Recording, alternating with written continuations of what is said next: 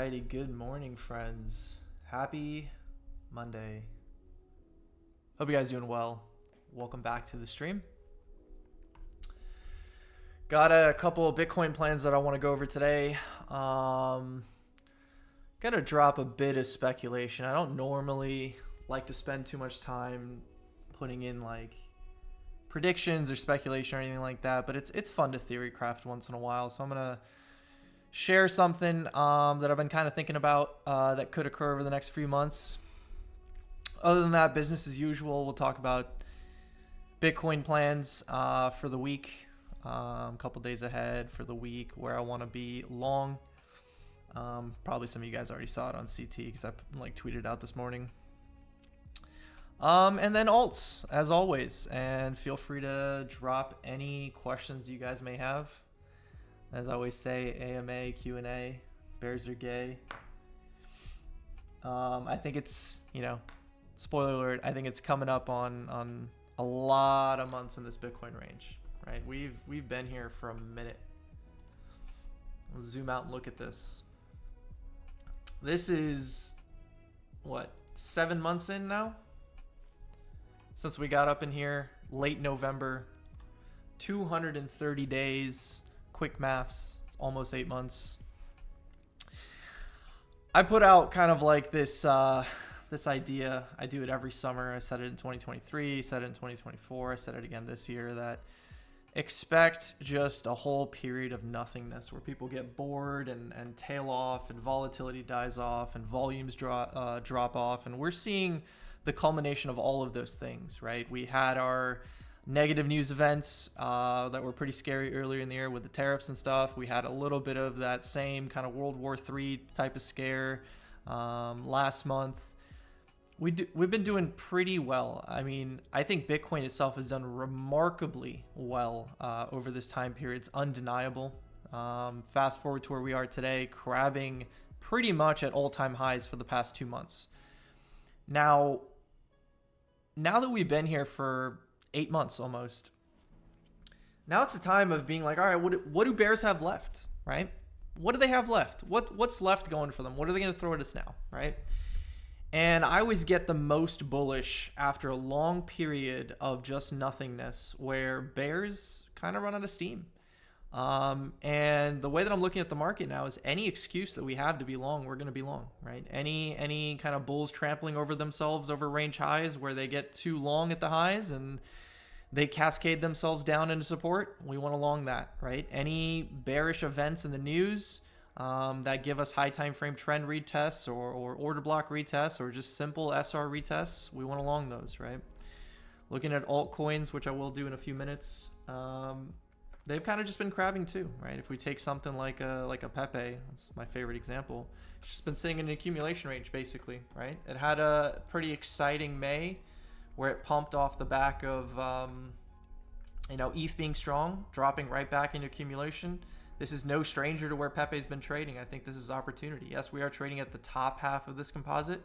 It'd be great if it could trade at the bottom half, right? Give us better entries, but in my opinion, Bitcoin soaked a lot of crap. And on top of that, the flows are unbelievable, right? Sailors buying Bitcoin hand over foot. We've got other companies like, as silly as it sounds, even GameStop's stacking BTC, right? The ETFs are helping. It's hard to make a bear case at this point. And I said, a couple minutes ago that I would do a little theory crafting and speculation. So why don't we just do that now? Since we're kind of rambling anyways. The only real kind of speculative maybe prediction or game plan that I have going into Q3 is that Q3 the past 2 years, the S&P 500 has had a kind of interim top in July. It's had a correction in July.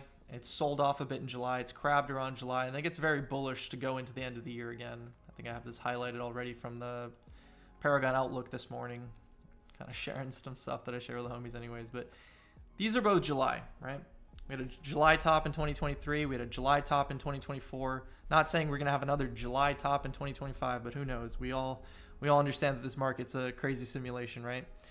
If there is any type of interim top this month or even next month, and the S&P 500 gets a correction, 5%, 8% kind of correction, in my opinion, that's your kind of last buying opportunity on crypto, to be locked in for another Uptober. Right? We tried the whole joyful June thing, and we wanted to believe in that. Why not? But the tried and true kind of crypto risk on season has always been Q4. It's been the most tried and true kind of responsible betting opportunity on crypto as far as seasonality goes. So once again, I think we're just going to hang our hat on that and look for that opportunity. So that's the one thing that I'm going to say this stream that is speculative or a prediction or anything like that. And I don't know if it's going to happen. I'm not saying it has to happen, but if it happens, expect me to be bullish on that correction.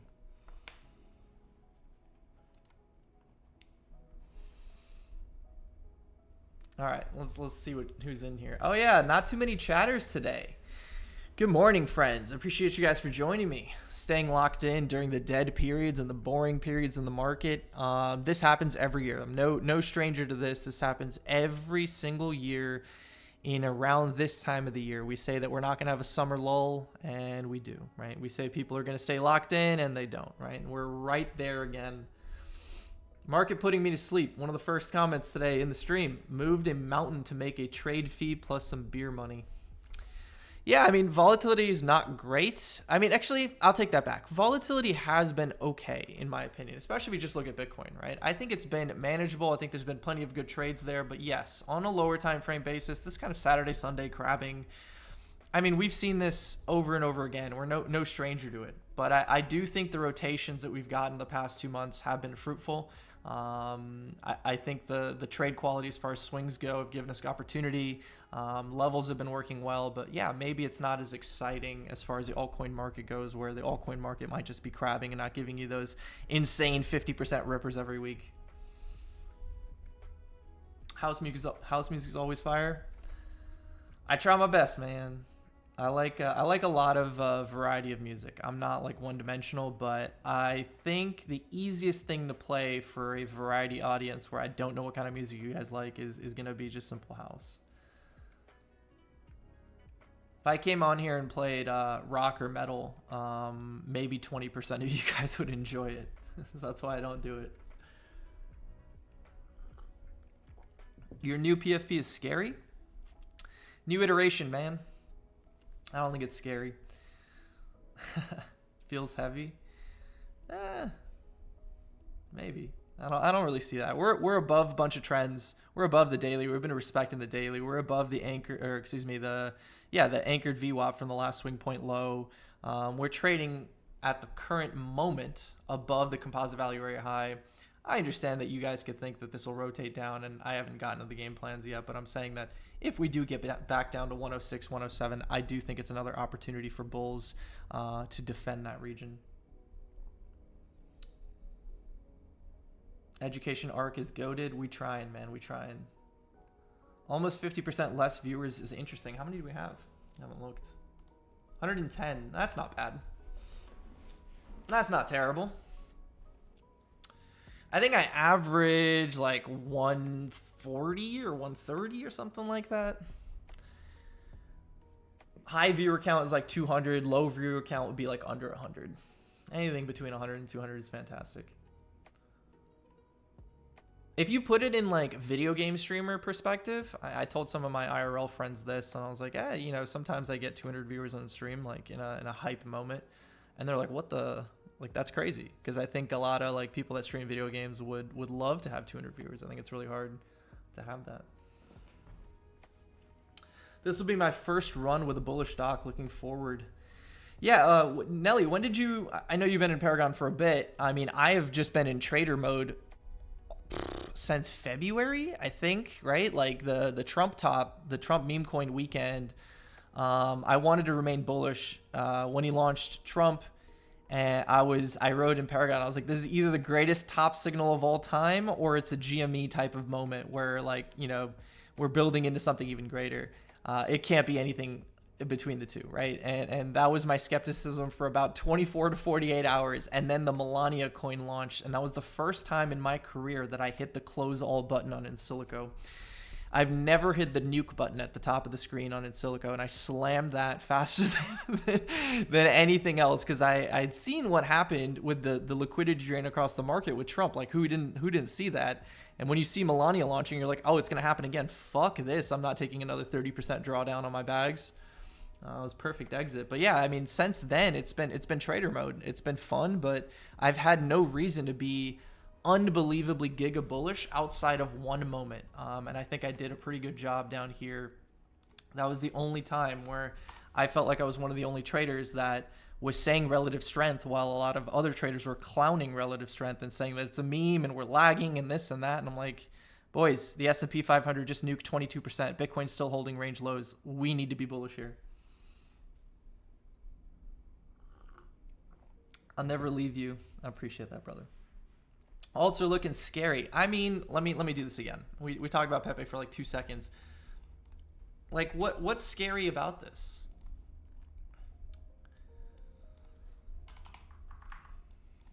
I really don't know. Like, what? Okay, Pepe drops from 10 to 7. Yes, a 30% drawdown.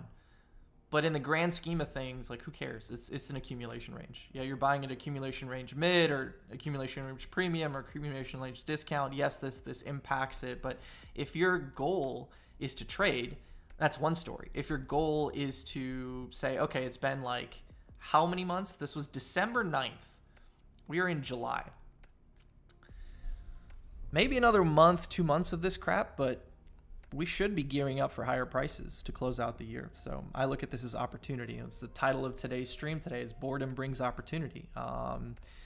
There's one thing that's been consistent. It's you're always getting this disinterest and tired and fatigued and burnt out in summer, where a lot of people fuck off and then like, I'm not going to work hard. I'll just come back when it's fun again. And I think these are the moments you look back on and you look at the chart and you go, that was so obvious. We were at range lows. We corrected 50% from the highs. Like, why didn't I take that opportunity, right? And I think we're in that period right now, right? That's how I look at it. Hey guys, hey. Doesn't change much, but why are you anchor the VWAP at open and not on low high? It doesn't, like you said, it doesn't change much. It's a couple dollars. Anytime I put on an indicator, a horizontal line or anything, it's a guide, right? It's a guide for price, and then low time frame will give me the reaction that I want to see in order to take a trigger. All of these high time frame things are a guide to find price location, right? It doesn't matter if I have, let's look at Bitcoin. We actually haven't even done Bitcoin. I'm gonna do it in a minute. Let me get caught up with chat, but let's take a look at this. We've been training this composite for a couple weeks, about 2 weeks now. 2-week composite build up here. Confluence, composite value area low, anchored VWAP, daily trend, right? And then we can add one more. It's filling in the full CME gap. Let me pull up the CME and you can see that even clearer, right? Fulfilling the CME gap. There's just so much confluence right here. Do I know if the market's going to bottom exactly at 106.5 or 106.7 or whatever? I don't really know. I'm just saying this is an opportunity period for where bulls want to defend. Could we drop a little bit lower? Sure. Could we front run this? Yes. Is this also a level where we're trading at 108, 100%?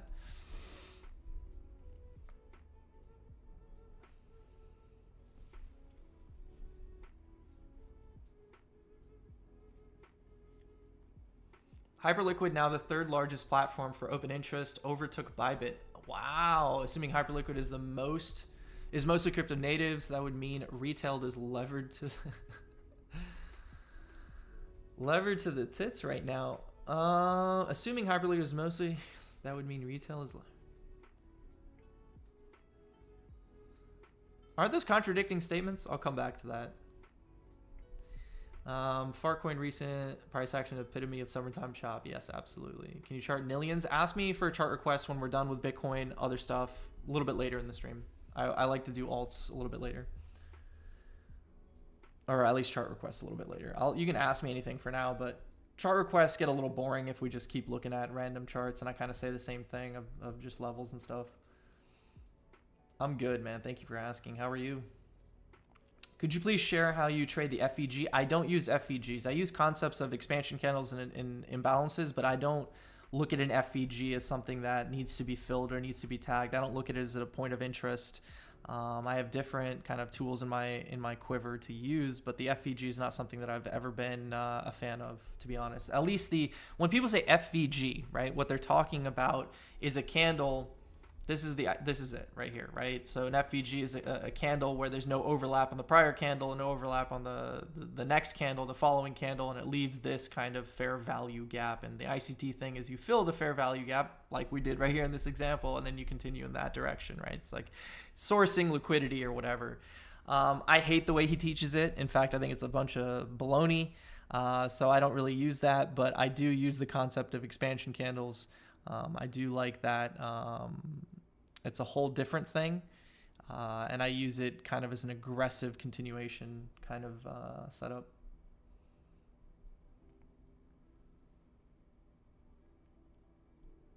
Video game streaming is flooded. It is. Early May. Yeah. You came in the thick of like the junk. Well, actually, May was pretty exciting. I take that back. May was very exciting.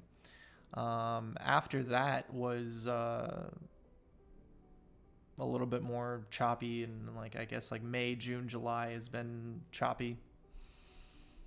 May itself was fun. Everything just died after Melania. Yeah.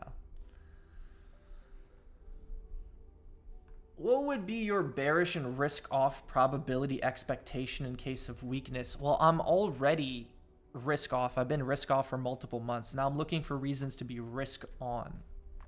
It's a completely different scenario. I'm looking for opportunities to be risk on and kind of go balls deep long again. I've been risk off for a long time. So it's kind of the opposite for me.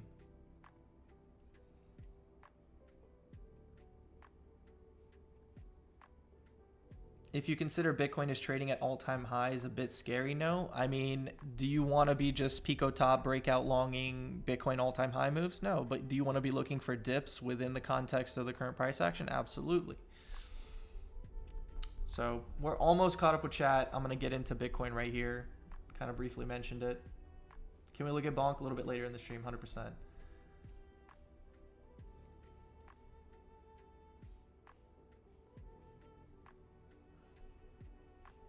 Jason's asking for the trench stream offer. I put I think like one soul. I found one soul in a dust wallet. I think I have like 1.2, 1.3 soul in the telemetry account. So we can launch some shitters a little bit later in the stream. Why not?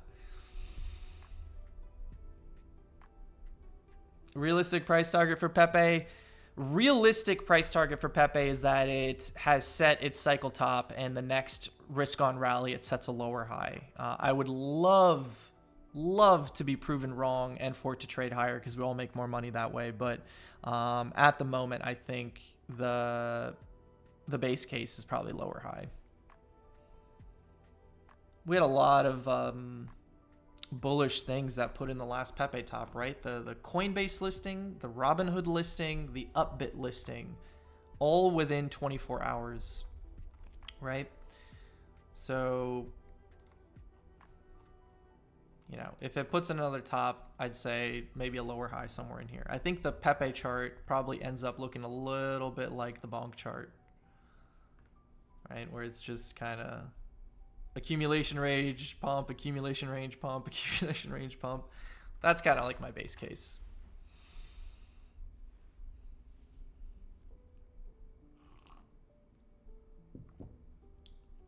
What up, what up? Okay. So let's talk about Bitcoin now. We did the opening yap, got caught up with chat. So Bitcoin, as I briefly mentioned, two locations, the shallow dip theory, or the shallow dip idea or setup would be literally where price is right now, holding 108. Why? That's the composite value area high. It's a very clean level, and it's last week's VWAP. So if we come to the low time frame, let's do this real quick. This pink line right here, you guys can see on the left side of your screen, that's last week's VWAP, right? This is where price has been finding support all morning. We have rinsed out a lot of weekend open interest, a lot of people longing, you know, the fresh open, fresh weekly open. So this is a decent opportunity to cause a little bit of an interim bottom and bounce. This is a trade that I missed early in the morning and then found another trade a little bit later when we ran some lows. But The ultimate, I'd say, swing opportunity, this isn't a place where I would open a swing. This is just a nice intraday level. If this ends up being kind of like ultra defended and going up from here, I'm not going to have a swing position in Bitcoin. Like, woe is me, who cares, right? There'll always be another trade. The trade that I really like I briefly mentioned, is just the confluence of these couple regions right here. 2-week composite value area low, anchored from the last swing point low and the daily trend. And why the daily trend? The daily trend's been pretty dang clean, right?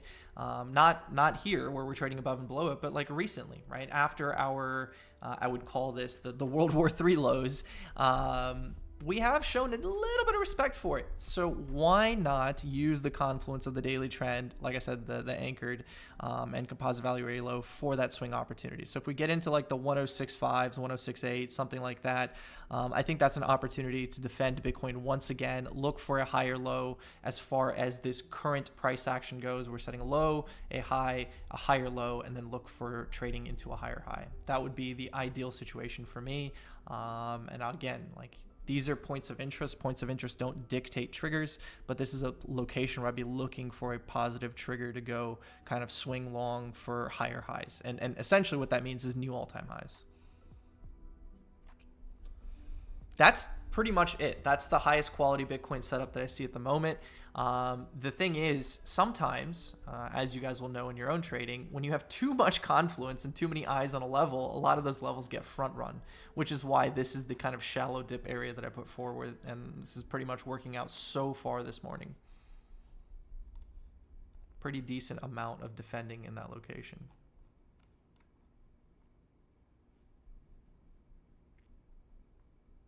Matching the highest volume of the day, taking out the lows, new fresh lows, new Monday's lows. It's not bad. I would really, really, really love if we could fully fill this CME gap or the weekend gap, but it doesn't have to happen.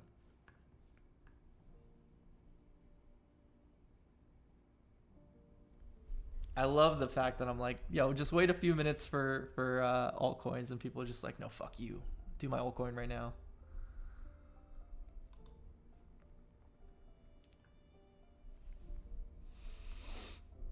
I wanted Doc and Charlie special. I think Charlie's going to have a trading stream. Well, I don't want to actually leak it because it's probably not confirmed, but he's going to have a special guest on, someone that you guys probably know soon. And I think they're going to launch some shitters together. So he's planning on doing that already.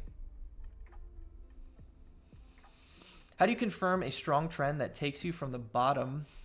Okay, let me read this. How do you confirm a strong trend that takes you from the bottom to a certain level, then loses momentum, closes below it, only to reclaim it again? How do you confirm whether it's going to continue or if it's just a deviation? Point of breakdown.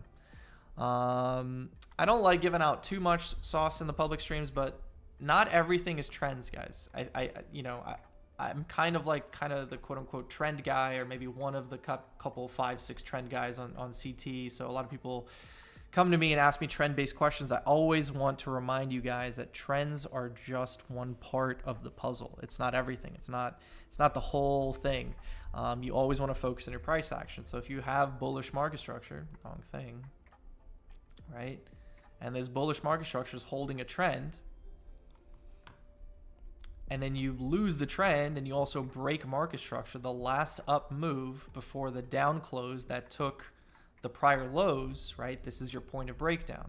So a lot of times, if you're looking at trend reclaims, right, and its price is trading above here, you can have a multi-pronged confluent region here. You're like, okay, we need to hold the point of breakdown. We need to hold the trend. We have two levels of confluence here. So when you're asking, how do we know? One thing you need to reframe in your mindset as far as being a trader goes, you never know anything. You never know a single thing. Every part of trading is taking the clues that are given to you, building a thesis, and knowing when you're wrong, right? So you can take a trade on a trend reclaim saying, we've put in a breaker, we have confluence with the trend, we have confluence with a point of breakdown, we need to hold above this level, spot needs to be leading this move or at least supporting this move, and then we can play trend continuation. If we don't have spot supporting this move and it's only perp driven and everyone's longing, and there's no passive bid coming in, there's no absorption at this entry point, all that's happening here is kind of spot unloading, and this is the classic intraday trading absorption and initiation concepts that come into play when you're looking for triggers in a specific point of interest. So Hopefully that answered your question. If you have a follow-up, throw it my way.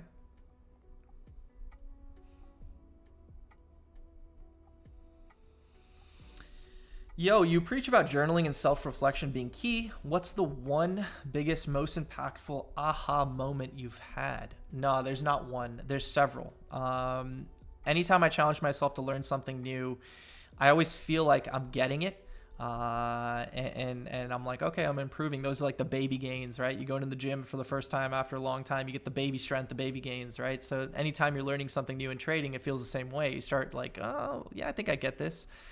The aha moment kind of just hits you like a truck after a while, where you're like, oh, if I just, it's several different things. It could be removing something and being like, this is confusing me. It could be, I'm only going to take this one setup because the other three are junk, and those hit rates are lower. So if I just take this one and solve for the winner, boom, I've just put myself in a statistically kind of advantageous position to have a consistently profitable portfolio.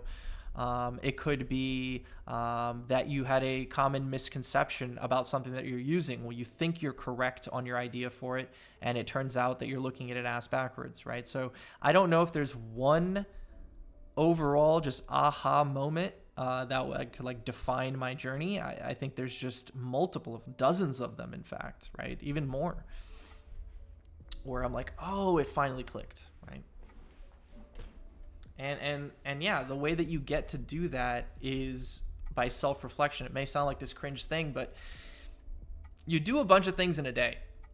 You do a bunch of trading related things, you do a bunch of prep work, you do a bunch of analysis, you do a bunch of marking up on your charts, you click a bunch of buttons. And at the end of the day, you're kind of like, okay, the day's over.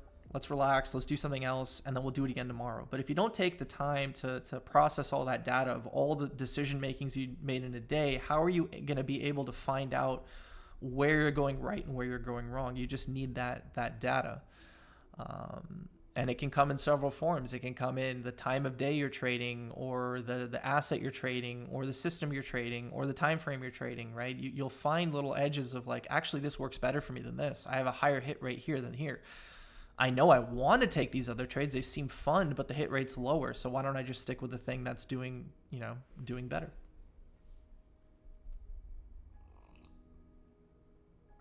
Which volume profile indicator to use? The one that's just built into TradingView. Visible range volume profile. VRVP.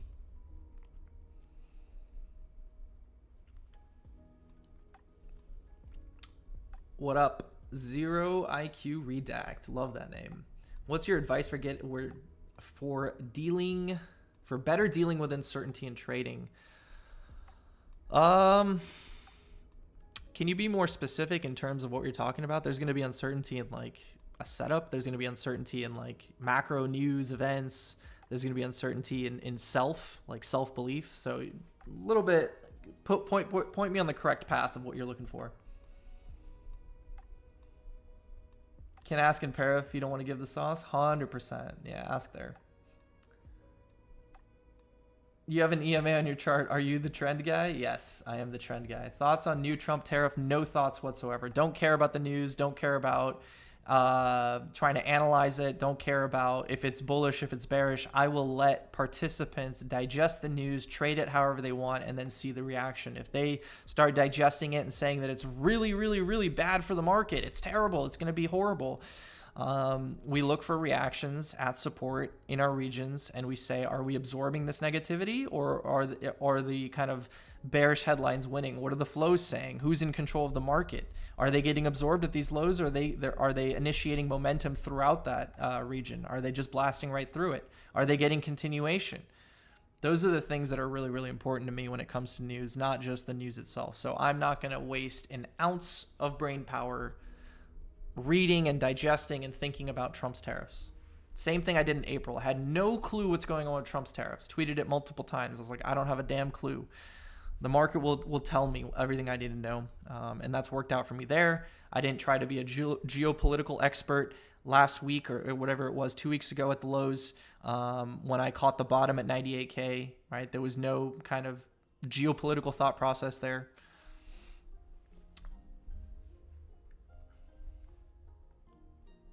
Missed my original message. All right, Savage. I'll scroll up.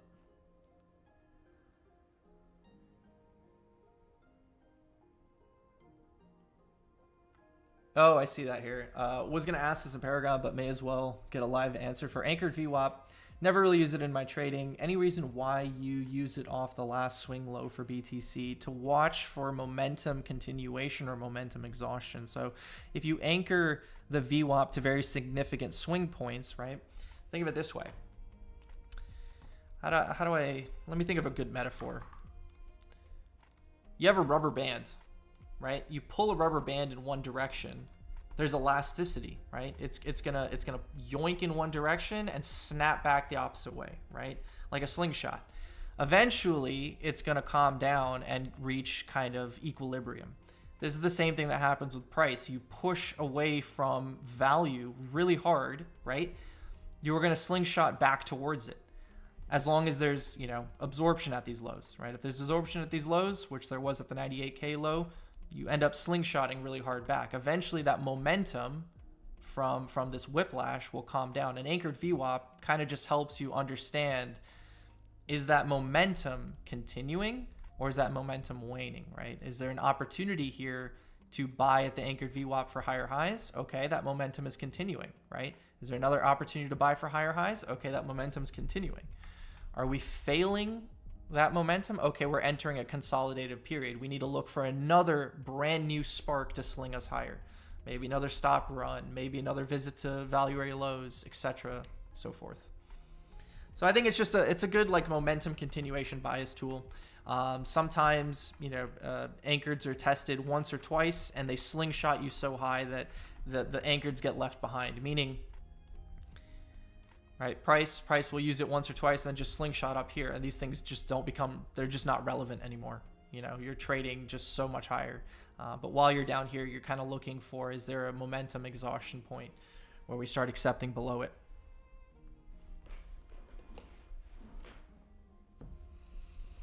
How do you decide if the market has fully digested the news or not? I have a lot of threads on this. I have several threads on this. It's that the TLDR of it is escalating news, right? They drop something on you. Hey, we're planning on starting some conflict. Price reacts with a 5% candle down, right? We're just thinking about it. We're not actually doing it. We're just thinking about it, right? A week later, they're like, we're actually going to do it. Price reacts with another 5% candle, right? Another couple weeks pass, right? And they're like, we did it. We did the thing. We initiated the conflict, whatever. Price reacts with a 3% candle. Market's starting to digest this. People who were like, okay, something bad is going to happen, sold here. People who were like, nothing bad's going to happen. Oh, wait, it's actually happening. They sold here. The last people, they're like, oh my God, I thought nothing's ever going to happen. Something is happening. We're going to get lower. They sold here. Now the market's run out of sellers, right? Whoever wanted to sell based on this news sold. And you watch that impact come in by divergence between escalating news and de-escalating price impact. There becomes a divergence. That divergence becomes actionable.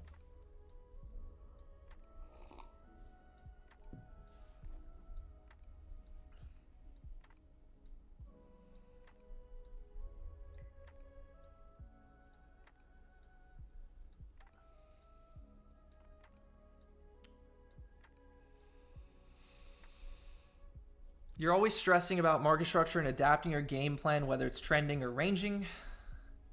There's a follow-up. What's the first practical signal you look for to decide when to shift between a trend and a range, especially to avoid getting stuck in no man's land? In a trending environment, you turn your brain off and you bet on the trend. When the trend breaks, you assume that the next highest level trend is going to get tagged. In between low time frame trend and high time frame trend becomes crabby price action. Visualized like this. Low time frame trend, price. Low time frame trend lost, high time frame trend. Price goes here. This is your gap fill. What does this price end up start doing? Ranging. We bounce back up. Here's your point of breakdown. Do we get above the point of breakdown? Nope, psych. We just traded towards the range highs. We're going to trade towards lows. What does this end up doing? Range bound price action. What was the initiation moment for this range bound price action? Loss of trend. Okay, enough time has passed. right? All the trends have come down, reset, and they start going up again. Price is now starting to react to the trends again. We might be in a trending environment. We broke through the highs. Price is still respecting the trends. We're in a trending environment. Simple if then.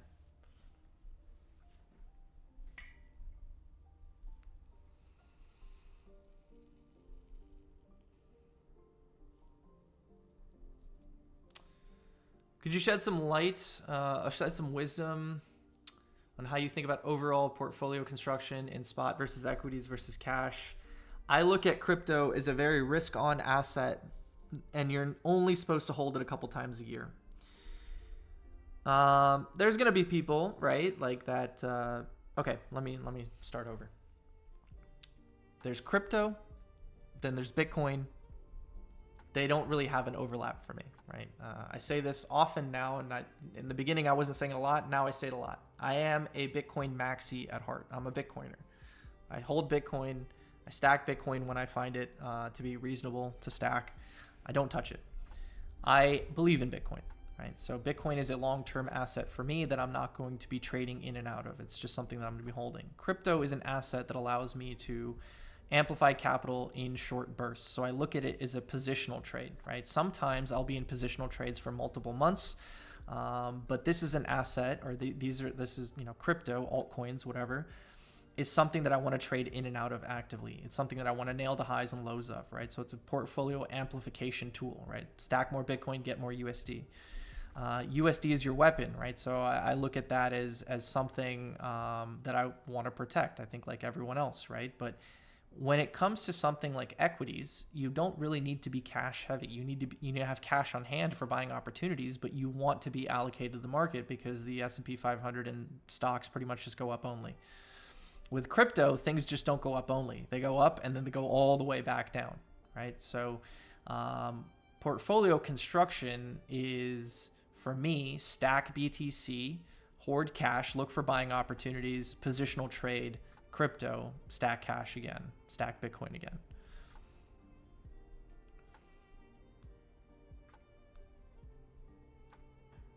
Which anchored VWAP to use? The one that's built into TradingView. It'll be on the left side right here.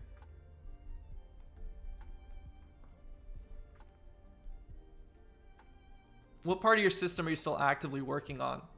The core focus for me over the past year, longer than a year now, since March of last year, we're in July, over a year, has been low time frame trading, scalping, intraday, mean reversion, momentum strategies, momentum loss strategies, adding more order flow tools.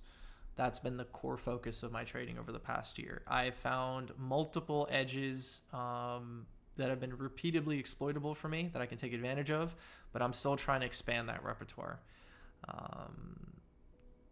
Yeah, there's some new tooling that I've been using, and in Q2 I focused a lot about order book heat maps to see if there's anything there that I can add, if there's any kind of benefit to my trading there, and my conclusion is there is and there isn't. It's not the end all be all. It's a nice little tool of confluence once in a while. It's not something that you're going to actively need every single day. It's nice for swing points. It's not really great for intraday trading. So it's cool. So I'm always like tinkering and adding with different little things here, because the way that I look at the market, and you guys got to understand this too, with being kind of someone that trades semi-publicly. I don't share everything publicly. I share some stuff. But I come on these streams, people ask questions, and then I'll share insights, right? And it's only a matter of time before a couple of you implement things that I teach, learn them well, start adding them to your system, right? And that's a little bit of kind of quote unquote edge erosion. So what is the way for me to continue to stay ahead? It's continue to challenge myself, look at new things, find new edges, find new things that I can exploit, find new things that are consistently repeatable over time. So that's just part of the game. It's I have perpetual student in my bio for a reason, always to remind myself that other people are hungry, other people are chasing me, other people are trying to get better, other people are looking to improve. The game never ends. The market's going to continue evolving. Just because you figured something out one time does not guarantee you to be profitable forever. It's going to ever evolve.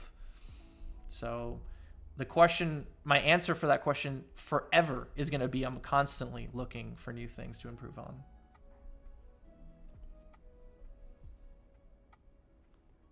I don't know much about bots and algorithms, man, so I can't comment on it.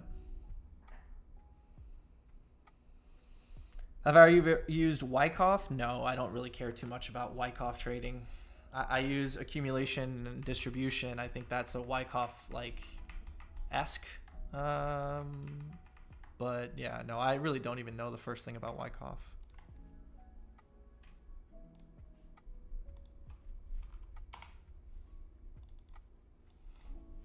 Okay, audible chat again. How we looking?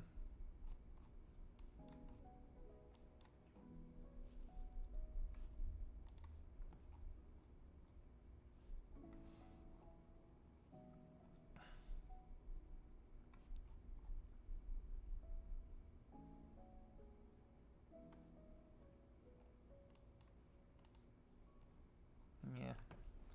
Meh. Nothing too exciting. We'll definitely have a better picture in a few hours.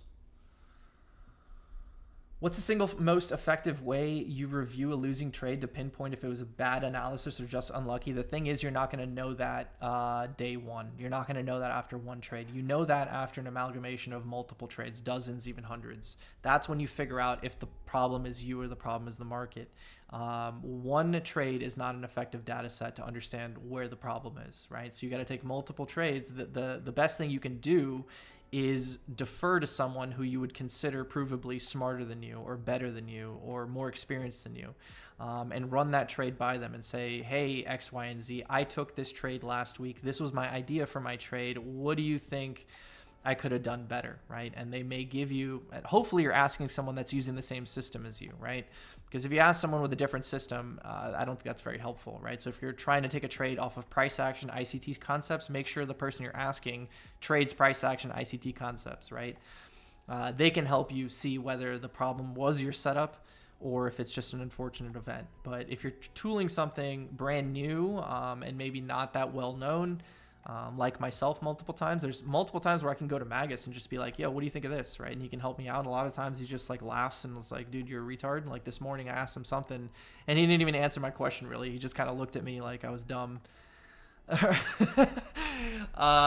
yeah, so that's my answer right there, that I'm like, I'm doing something incorrect in that moment.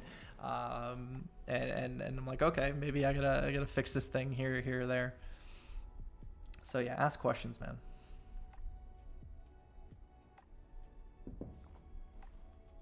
Stagnation is death indeed. The system I learned is basically practical Wyckoff, so it's just looking at accumulations, distributions. Yeah, I mean, the thing is, so the way that I look at Wyckoff, right, and don't take this as me trying to be disrespectful to something or anything like that, right? It's just, Wyckoff is a way to explain something that you don't need Wyckoff for. I think it's good training wheels, right? So let me give you guys an example. Something you guys hear a lot in markets is head and shoulders, right? That's something that a lot of retail traders love to use. They're like, oh, that's a head and shoulders, but they don't understand what it means, why it's there, what's going on, how to spot it, etc. Head and shoulders forms at the top of a rally, correct? Right? It's an inverse signal. It's saying, hey, this is forming a head and shoulders. It's going to sell off. How do you see a head and shoulders before a head and shoulders forms? Price is doing this. It's got bullish market structure, making higher highs and higher lows. It's not retracing back to the prior lows. It's making significantly higher lows. Then all of a sudden it does something like this. It trades back close to the last low. What is this already telling you? A little bit of absorption and exhaustion. Price, instead of pushing higher every single time, when the fight came here to set another higher low, what happened? Bulls were exhausted. They didn't have enough buying power, or there was too much selling power. Price had to revert all the way back to the origin of the last move. What does this set you up for? This is already telling you it's a bit more bearish than it has been in the past. It's already telling you the things you need to know. So when this happens and it's a lower high, what does that set you up for? That either sets you up a sweep of equal lows or a structural break, and then boom, you've got your head and shoulders. You could have seen this back here or over here, right?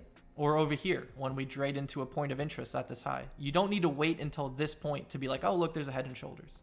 Wyckoff is the exact same thing. Understand what's behind it, and you don't have to kind of just wait for the entire Wyckoff thing to happen and then just say, oh, it's this or it's that.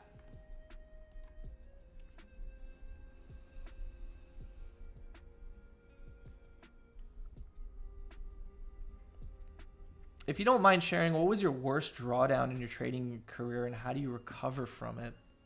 Okay, let me frame this. I don't have a horror story like a bunch of other people. I've had very stressful moments where I've taken trades outside of my comfort zone as far as sizing goes. Like I've sized into trades. I've been very uncomfortable with the drawdown in that moment.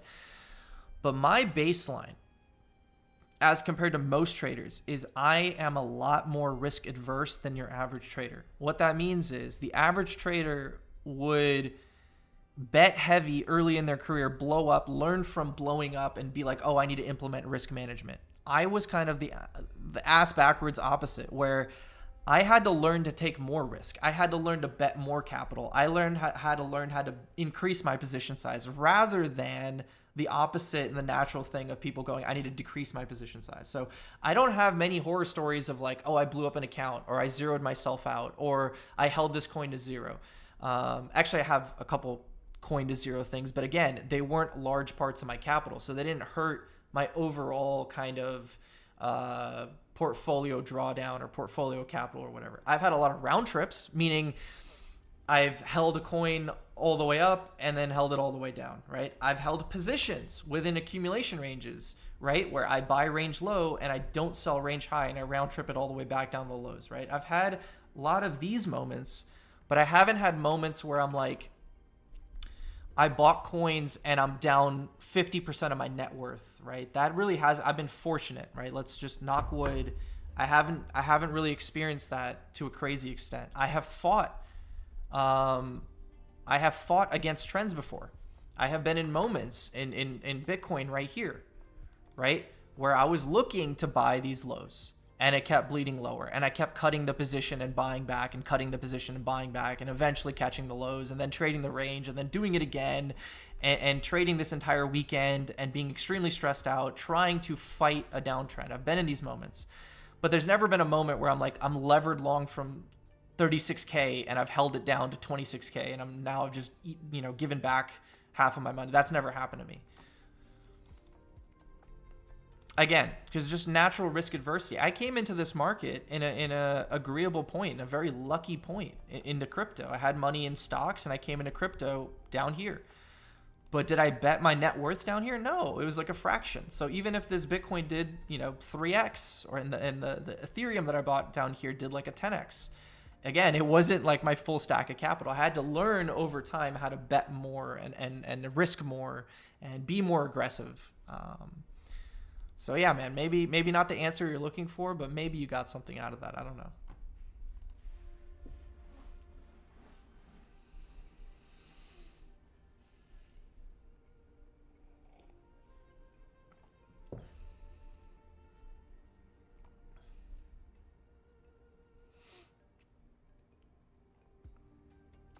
All right, what are we? We're like an hour in. All right, in the next like 5 or 10 minutes, we can open this up to some altcoin requests and stuff.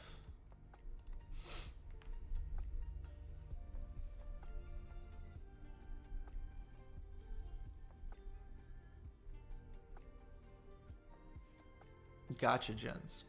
Don't ICT concepts have very poor benchmarking?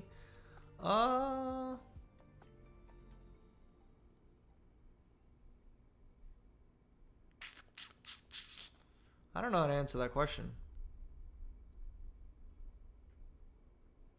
I personally have some experience with ICT style trading. In 2022, I was building my foundation on price action trading. And I did watch the 2022 ICT mentorship, and I hated at least half of what he taught. And I hated that mentorship because I think ICT is a terrible teacher. And his mentorship sucks. And I went to other people to teach the ICT concepts better than he does. But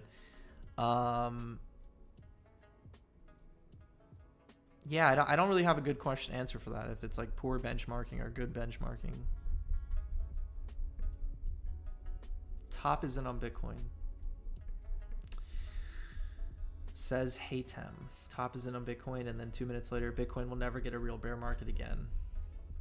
Okay. Mudang coin bro entry this my can go to entry point or close it. I don't know what that means. I don't know what any of that means, my man. Mudang coin bro entry this can go to MTLY entry point or close it with loss. I don't know what any of that means, my brother. Apologize. I think your worst drawdown was Floki, but you still made a profit out of it. Oh, I mean, like position. Were we asking about positions, or we're talking about like overall capital draw? I mean, yes, I bought like the top on Floki last cycle. Do we even have the data for this?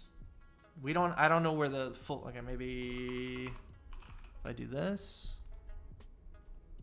Yes, I mean I bought Floki somewhere in here. I don't even remember when. It was like November of yeah, I might have bought like the literal top or one of these moments. I don't remember where I bought.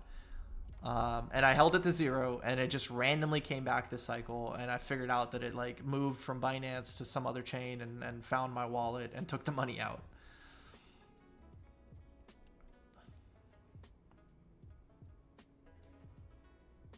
But again, like this wasn't like a big trade or anything. It was just like I'm putting some money on it as a gamble. I didn't really understand market caps and stuff at the time. There was a lot of stuff missing from my education in 2021. In 2021, I consider myself a pure normie. 2022 is where I learned pretty much everything. That was my year. That was like the training grounds, the fucking no lifing, learned everything, you know. The thing that I understood in 2021 the most was just market structure and simple price action, right? I learned everything else afterwards. After that. How old am I? Nice try, Fed. Why so few likes? Come on, guys. I didn't ask for likes this stream. If you guys don't mind, hit the like button. Subscribe if you haven't. Do all the things.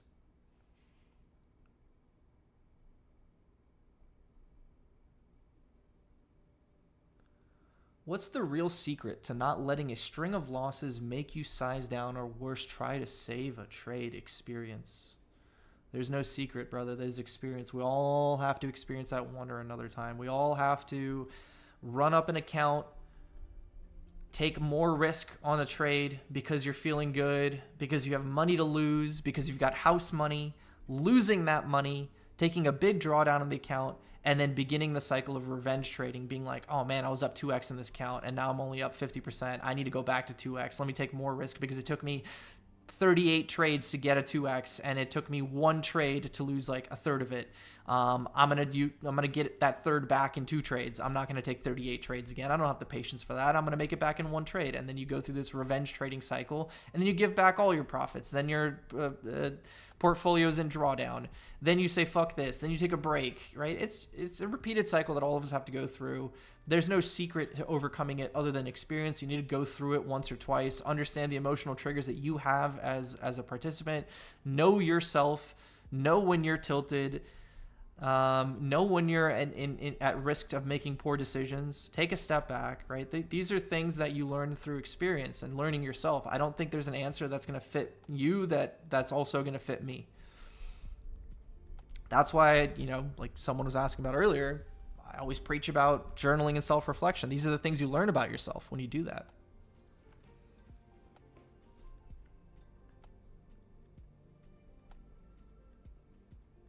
Do you think there will be an alt season if Bitcoin dominance top this month? Bitcoin dominance is not topping this month.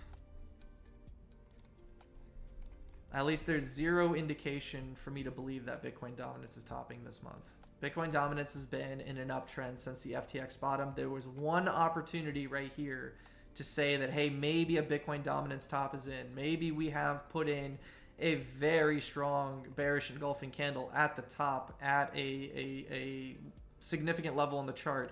Maybe we're going to get something like this, and psych, we did not. So we got one signal this cycle that indicated we could, and we didn't. this would not be an opportunity for me to call top right here. If I wanted to randomly speculate on that again, it would be at another significant level, like 71 or something.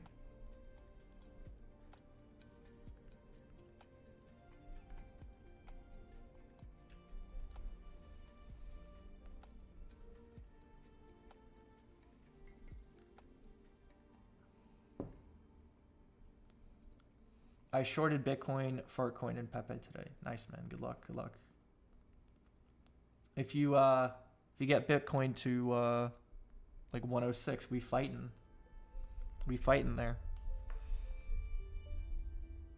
In Paragon, do we get trades from you guys? Yeah. The thing is, I'm not going to share my intraday trades because, like, if I mean, there's just no possible way I'm trading the 1 minute chart, but I will always give you ideas for what I'm looking at. I have outlooks, I have trades, I have analysis, like nonstop. The thing that you can copy trade, that's the easiest thing, is my spot portfolio. I have a channel in there called Spot Portfolio. Literally, you can see every single move that I'm making in the portfolio, and that's where most of my money even is. So Spot Portfolio is going to, over the course of a year, it's probably going to outperform my intraday trading. Whenever there's swing points and stuff, I share those too. Like, very significant swing point here. When we're in a trending environment and I go back from trading 1 minute charts to 1 hour and 4 hour, that's easy to copy trade. But here's the thing. Even though I share trades all the time, I don't consider Paragon a copy trading service. Like, I'm not here to hold your hand and say, okay, guys, we're all going to enter this coin together. Everyone grab and hold hands. Let's all long this liquid shitcoin together, and then I'm going to dump on you guys like other trash-ass, corrupt fucking groups out there. Paragon is first and foremost an educational group. I want to build killers. I want people to come in that are heavily dedicated to the craft and the game and share all my experience with them and watch them grow, because that makes it more fun. Yeah, but yeah, I mean, I share my trades. It's just, I don't consider Paragon a cringe-ass copy trade service, bullshit server. It's much more than that. It's 50 times greater than that.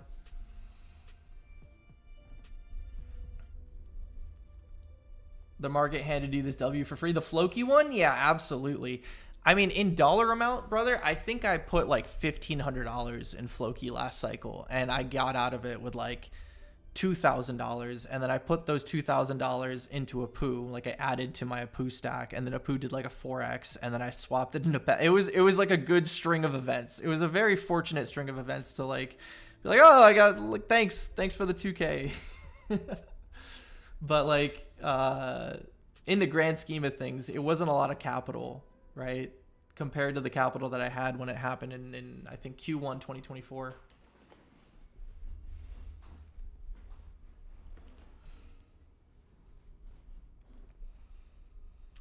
Okay, Yarek, we need to have a talk, brother.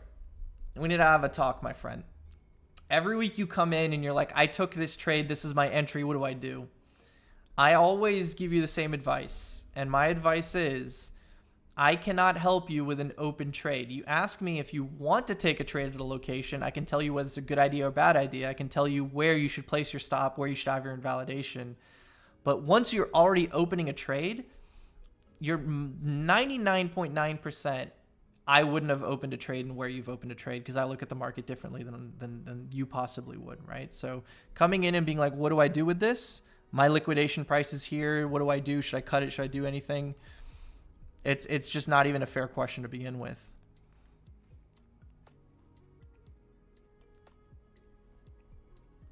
Once we start trading our P&L, I think it's time to stop. I think that's a fair assessment.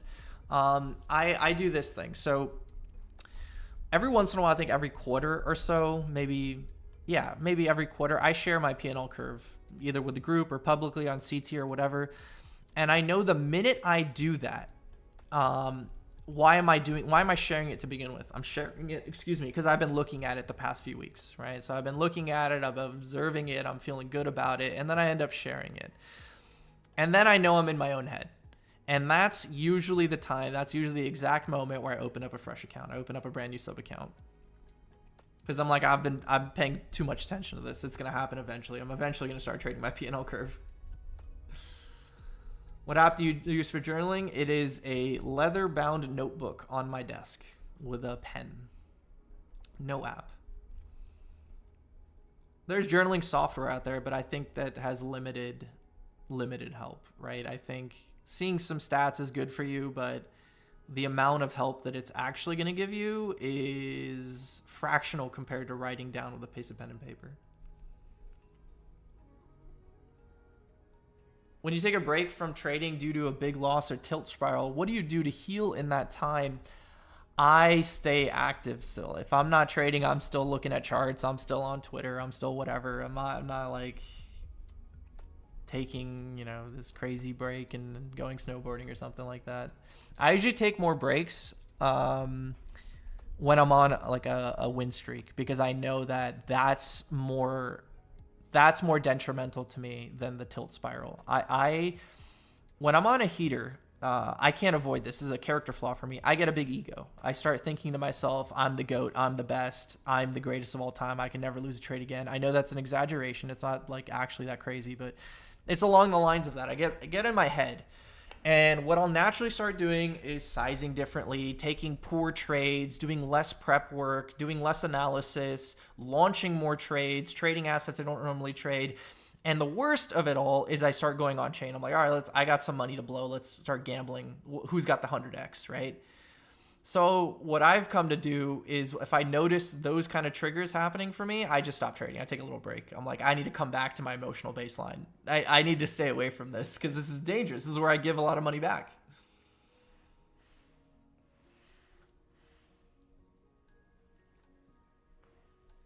What's your daily mental routine to maintain deep conviction in those few assets, avoiding analysis paralysis or distraction by other tickers? First, you build confidence in your thesis. And then you just question your thesis. You say, has my invalidation hit? Is this thesis no longer relevant, right? So for example, the strongest conviction trade that I've had this entire cycle was that Pepe's going to flip ship. It came damn close. It hasn't flipped it yet. Maybe it will. But the bulk of my trade has been closed, right? Like I full exited in January. I full exited actually in December before I got to move. That was more of like a life decision than a chart decision. But my like routine for that is, you know, what's my thesis? My thesis is Pepe's the most recognizable meme coin in the world.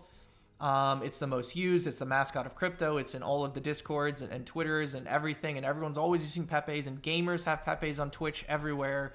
And it's part of meme culture and forums and everything like that. And it's easy to shield to normies, and it's recognized, all these things. And if I'm feeling down, I ask myself, has any of that changed? And I go, no, it hasn't changed. Okay, no big deal. Then I look at the chart and I say, is the chart breaking down or is it still in accumulation? Okay, it's still in accumulation. Give it time. My invalidation on price hasn't hit. My invalidation on the thesis hasn't hit. Is the other coins out there, do they have the power to exceed my thesis on Pepe? Does WIF have that? I don't think so, but maybe there's a chance that CT could meme it up anyways. And WIF briefly overtook Pepe, right? That was a challenging moment. I was like, is my thesis dead? Is WIF really the winner? Is my Pepe thesis like fucked? And I said, no. It's not. Nothing has actually changed. There's just something else in the spotlight right now. So that's just what I remind myself. I just go back to basics. What is my invalidation on my trade? Has that hit? No. What is my invalidation on my thesis? Has that hit? No. Okay, chill. Don't worry about it. Have I already accepted the loss if I'm wrong, right? If I'm wrong on this whole thing, I'm going to lose X amount of money. I already accepted that when I clicked buy. I already accepted that loss, right? So what am I doing right now? If the thesis hasn't changed, if the validation hasn't hit, and I've already accepted the loss, what am I doing?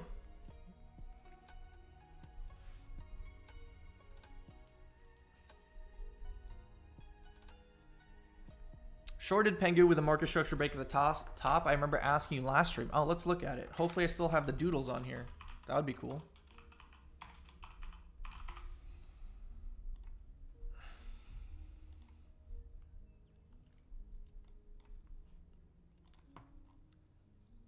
Boom, baby. Low, lower low, lower high, market structure break, losing the 4-hour trend, gapping down to the daily. Nice, man. A little bit of patience is all you needed, right? You asked me about this last week on, I guess so, right? Last week on Monday. Probably made this doodle then. Nice. All it took was a little patience. Congrats, dude. Well done.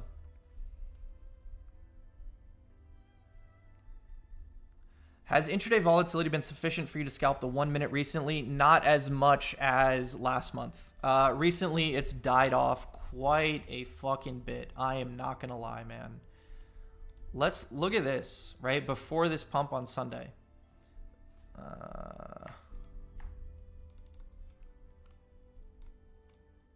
Like, what the fuck is this?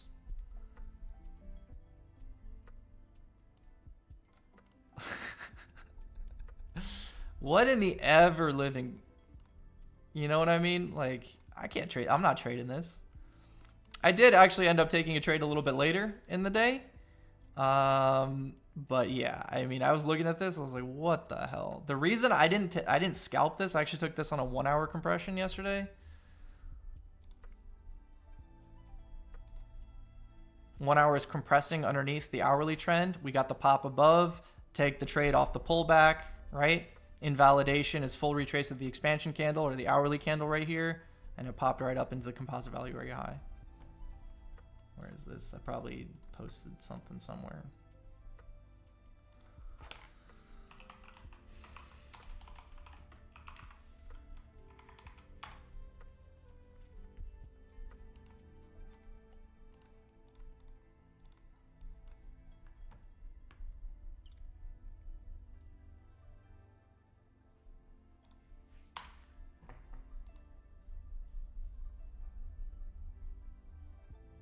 I want to join Paragon sometime in the future. Nice, man. Thanks again for the threads recently, 100%. I've been taking a look at the spot port as I'm not able to scalp consistently due to my job today. Do you have any system to decide how much to allocate, balance between port and scalping account, etc.? Yeah, I mean, I think it's going to be different based on the amount of capital you have, the amount of income you have, the amount of money in the bank, the risk appetite that you have when it comes to crypto, the aggressiveness that you want to use to trade your capital with. The more capital you have, the more defensive you want to be. And I think the less you want to trade, the more you want to allocate to positional trading. That's my opinion, right? That's not gospel or anything like that. It's just the way I see it. And then the amount that you actively scalp with, in my opinion, should be significantly less than the amount of capital that you use to positionally trade with. For me at this point, and it's actually decreasing over time, man. 2 years ago, I was actively trading with like a significant portion of my capital because the capital was low. As the capital grew, my trading account did not grow in tandem with it, meaning the position sizes that I was comfortable taking in active trading was not scaling with the total capital as fast as the total capital was scaling, right? I allocated heavily to, crypto down here, right? And when things are going 5x, 10x, 15x, 20x, whatever, during this rally, the total portfolio is going crazy. But the trading capital that I'm comfortable taking trades with day to day is growing. Like the mentality of the position sizing is growing slower. I'm not just suddenly 2 days later, 5 days later, whatever, being like, okay, I'm going to take 10x larger size trades now because my capital has grown. I think there are some people in this market that are so good at doing that. They're so good at just trading without focusing on dollar amount. I'm not one of those people. It takes me a lot longer. It takes me mentally months to get used to new capital and get adjusted and then start adjusting position sizing accordingly. Theme that I've said in this stream, I'm naturally more a risk adverse person. I'm not the adrenaline junkie degenerate that just gambles all his money on every trade. So I have to force myself to slowly and gradually increase position size over time. I think a comfortable thing, if I have to give you a blanket answer, right, with no information, I have no idea how much money you have, I don't know what your income status is, I don't know how much money you have saved, how much money you're willing to gamble, risk, etc. I'd say reserve at least 80% of your capital for positional spot trading and 20% you can actively trade with. And see if your percentage returns, not dollar amount, percentage returns of your active trading capital can beat your positional trading spot capital. And I would venture that for the first few years of your career, it's not.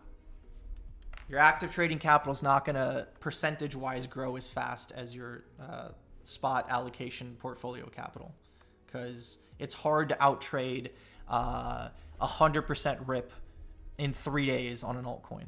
But if you're positioned for it and you have capital exposed to that trade or that position before it goes crazy, that capital goes crazy too, you know?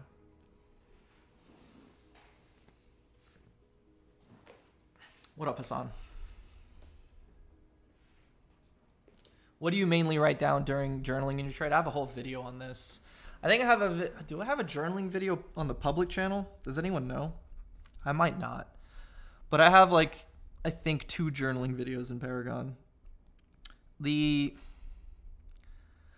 core of it, man, it's not going to sound that insane, but the core of it is you need to write everything down. Anything that you think might be relevant should be written down, because they're all, especially things that don't come around that often. When the war stuff is happening, when the tariff stuff is happening, you need to be excessive with your notes, because that's not going to come around very often. And the next time it come around, you have a playbook, because your brain's not going to remember that stuff. You're gonna be like, this happened. And a big point for me was during the Russia invading Ukraine stuff that happened right here. I didn't journal it as it was happening, but it was like a few weeks later or something like that I started journaling and trying to remember every single point and how I traded and what my decision making was and what my sizing was and what I thought and my bias going in and my fear and my predictions of, oh, this is going to happen and did those things happen. Those are all points that are really smart to journal, because the next time they come around, your default brain, your monkey brain, is going to go right back to the first things you thought of right here. And then you could see how the outcome was, and then you can make a game plan based on that. Be like, all right, this is what my brain is defaulting to, but this is what the reality of the situation was. Are there any parallels I can draw just on an intra-week basis to execute some trades, right? And you learn from that, and that's where your discretion is built. That's where your experience is built. If you ignore those experience-building moments and don't write them down, you have to learn them again. And instead of learning it from the first go-around or the second go-around, you have to learn it from the 8th go-around, because you are forgetting the bulk of what's going on.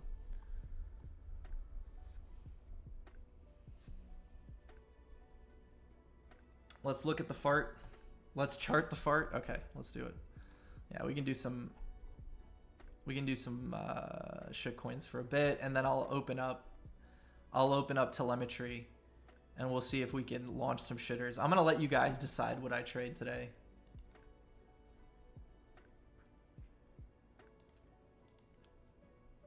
All right, Fartcoin coming to a standstill, right? Basically, since our June lows, when Bitcoin hit 98K off the war stuff, Fartcoin put a pretty clean deviation in, right? This is a clean SR that we've been trading around multiple times, resistance, support. It even goes further back, right? If we draw it all the way back to here, there's some relevant levels.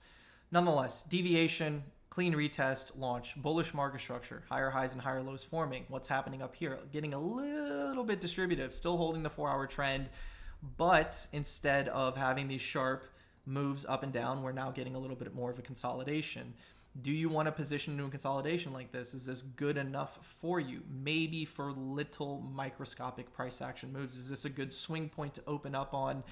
All depends on Bitcoin. Would you want to long Bitcoin in this location right here? I wouldn't. I would wait for this. So therefore, that makes my bias on Fartcoin a little bit lower. Look for a little bit lower. Are there any confluence? Okay, maybe we just clean up all these local lows and tag the daily. We can trade a little bit lower. Let's look for the reaction here. My game plan or trigger on Fartcoin is probably not going to be on Fartcoin itself, because once again, the daily trend is now flattened out. I don't really love to use the daily trend when the trend is flat. I want to use it when it's trending. Therefore, the location where Fartcoin is when I am bullish on Bitcoin will dictate if I want to long Fartcoin, right? The only thing that I have right now is cleaning up some local lows and maybe tagging this trend. Now we can look at the VWAPs and say, okay, maybe monthly value area low, right? We've got the monthly values forming here. We're only 7 days into the month. Nonetheless, the monthly value area low could provide a contextual level of support. So if Fartcoin is trading at the monthly value area low while Bitcoin is trading at 106K, that may give you an advantage to take a trade on Fartcoin. That's the way that I look at alts versus BTC.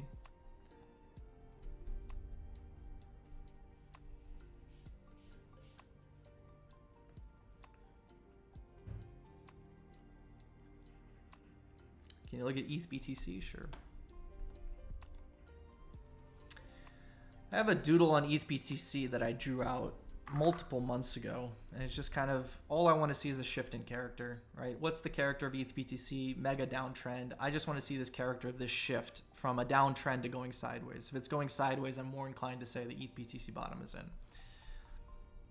Right, so something like this, right? I really don't care to chart this on a daily perspective or a 4-hourly perspective, and then I don't care that much to do that. I look at it sometimes, but I really just don't care about trying to time ETH BTC rotations based on the ETH BTC chart. What I really want to see that would bolster a lot of strength for the altcoin market is for this to start going sideways, because that gives it the opportunity to scam upwards.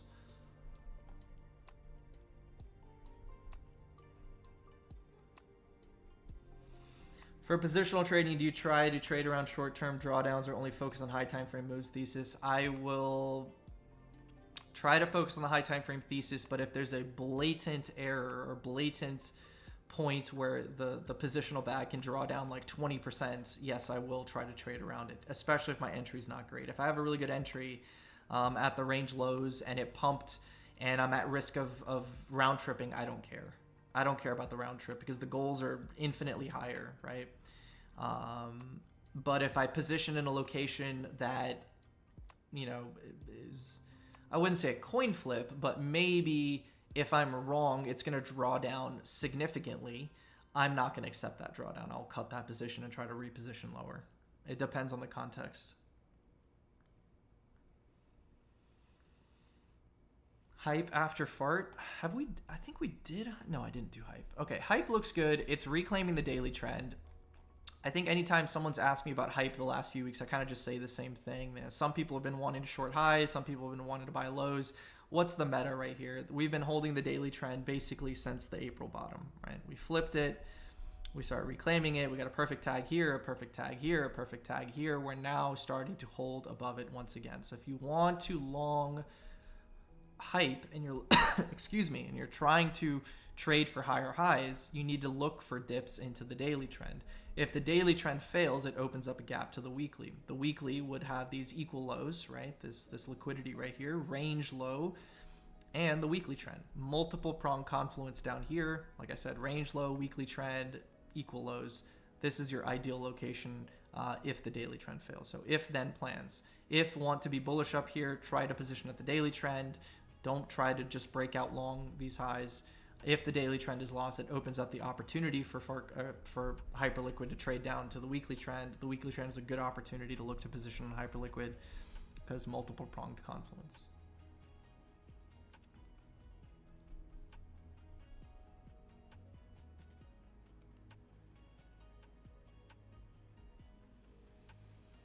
Do you also have a never sell reserve of Bitcoin? Yes. It's gotten smaller over time because the active trading capital has demolished Bitcoin's returns this cycle. Bitcoin's up, what, 6x from the lows? My account is up way more than that over the past few years since Bitcoin, since, you know, the 2022 FTX lows. So in the early, 3 years ago or whatever, the Bitcoin capital was a large chunk of my total capital. Now it's a very small chunk of my total capital, and I feel significantly underexposed to Bitcoin, and I want to add spot Bitcoin. And I bought these lows on spot Bitcoin, and I made the mistake of not transferring it to my cold wallet. I actually bought these lows and TP'd right here in the 90s. I closed out the majority of this spot just because that spot was still sitting in the Bybit account. So looking back, obviously, I think it would have been a good idea just to throw it in there, but I did not.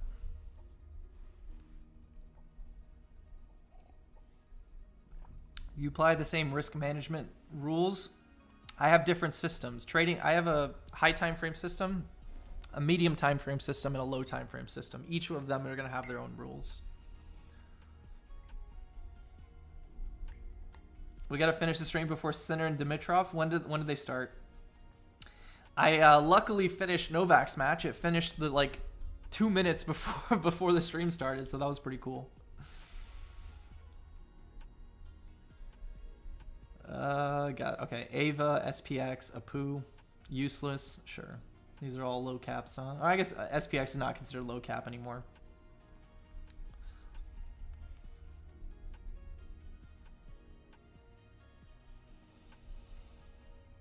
Also, any purely theoretical, hypothetical tips for getting Bybit in the USA? Have a dual citizenship.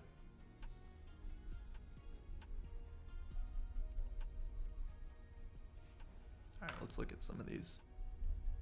I had Ava on my watch list a while back. I bought some Ava at the lows a while ago because my friend said to buy some.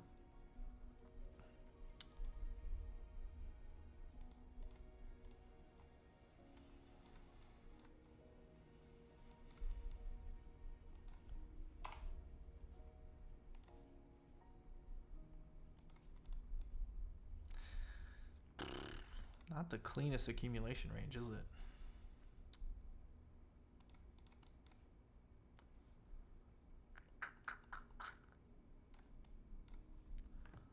Man, I wish this was cleaner. It'd make it so much easier.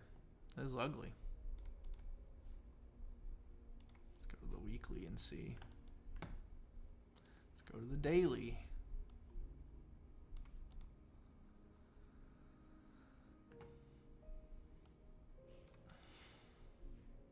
This is an ugly ass chart, man. Anytime a coin looks like this, my default is just saying, as long as it's going sideways and you're bullish on the asset, you can look for this kind of momentum loss to start accumulating some spot, right? It's not a perfect range low tag. It's not, perfect level to trade off of. It's still in a daily downtrend, I believe. I looked at it briefly. Yeah, it's not breaking the daily trend yet. If it broke the daily trend and is guided by the 4 hour, then you could play a gap fill from daily to weekly and potentially range high. This entirety of this thing, though, the entirety of this price action is accumulation, right? High time frame or invalidation should be, you just don't want it to see, you don't want to see it bleeding to new lows, right? You just don't want it to do this. Like, don't hold this bag if it's just bleeding into new lows. As long as it's holding 17, right? It's a 31. You could look at any kind of moves down here as opportunity to stack some Ava. I don't think this is a coin that you want to be actively trading. It's something that you probably just want to buy, set and forget kind of thing. High time frame.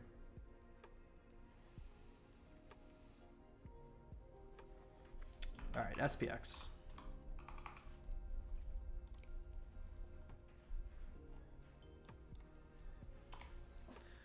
I feel like I feel like I look at SPX every week and I kind of probably just say the same thing. I don't really remember. Do I have any doodles on here? No. I'm faintly remembering talking about this last week.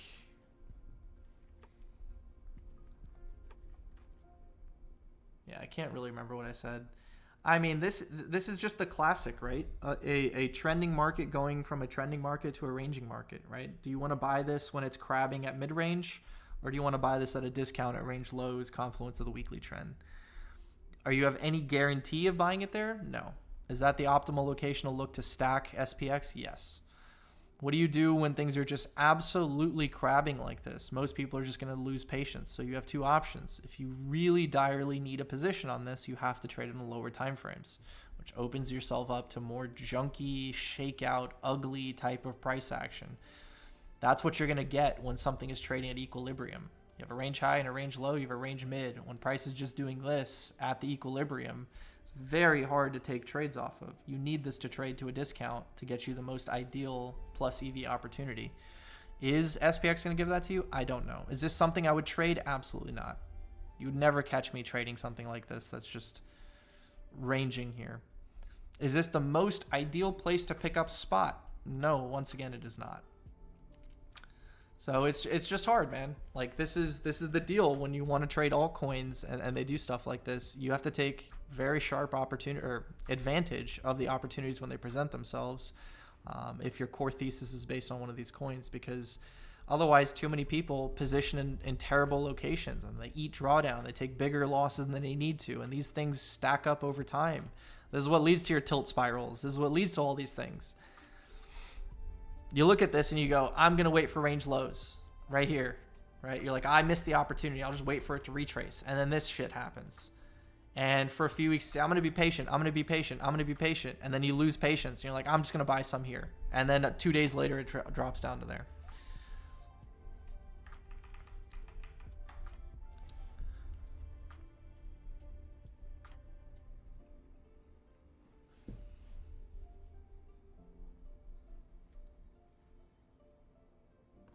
Useless. I mean, this thing's... Ooh. Topped? Question mark? Topped? Question mark?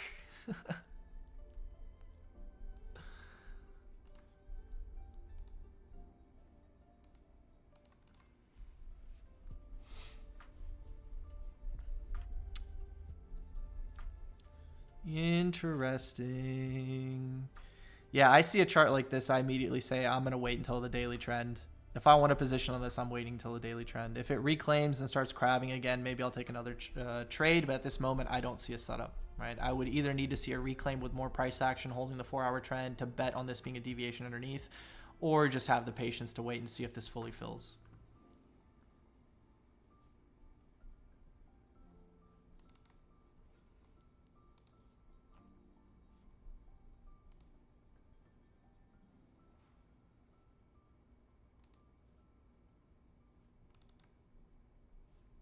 Let's see. We'll leave this here. We'll come back to it next week and see what happens.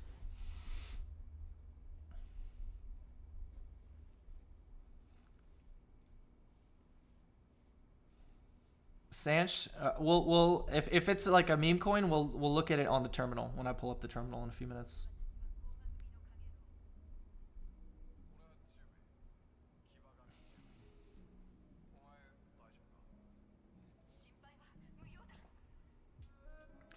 Join late. Can you give us a rundown on Bitcoin again? Well, good for you. We're on YouTube. You can just rewind the stream. No need. I can give you the TLDR. But if you want like longer thoughts from the beginning and everything like that, definitely just rewind the stream. Swing point is pretty much where I've circled. There's overlapping, like multi-confluence. If this thing is strong, it's not going to give you the perfect retest of the location, because when everyone advertises they want to buy the same location, price doesn't give you that, right? So this is the ideal location to buy the dip if it is given. If not, and we just start holding at this composite value area high, this is our 2-month composite value area high. If we start holding up here and rounding off, this will probably end up being the bottom. We won't know that for probably a couple more hours. This location, this is a little, drew my thing a little low. If we get down into like the 106, 107, 106, I'm probably gonna swing trade, probably take a swing on Bitcoin. If we don't, I have to stick to intraday.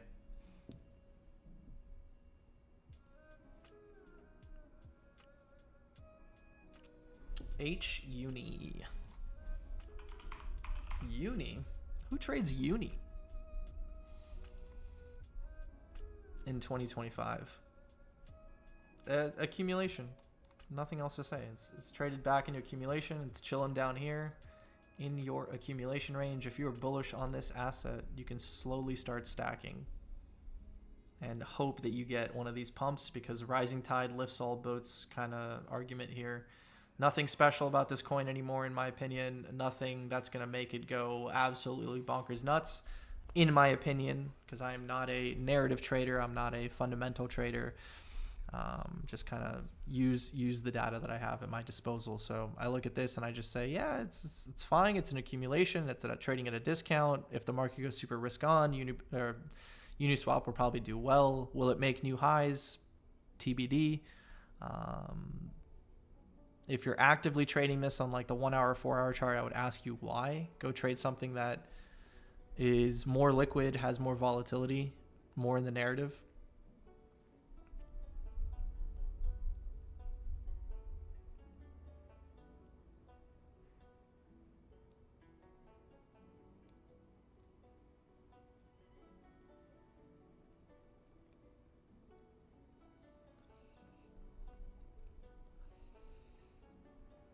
All right, if you guys have like low caps that you want to ask, just save them for like a few minutes. I'll pull up the terminal. We can look at it there. Mainly uncertainty and setups. Feel like I can come up with a bullish or bearish argument anywhere on the chart. Facts. All depends on time frame and context, right? A chart can simultaneously be bearish on the 5-minute, bullish on the 15-minute, bearish on the hourly, bullish on the 4-hour, bearish on the daily, bullish on the weekly. All of these things can be true at the exact same second. So if you're bullish on the weekly and bearish on the daily, for example, you can either look for high time frame swings off the weekly chart point of interest, or you can look for low time frame shorts on a daily chart on a pullback, right? Until you get down to your weekly. Let me draw this. I'm explaining it without drawing it. Let's do this.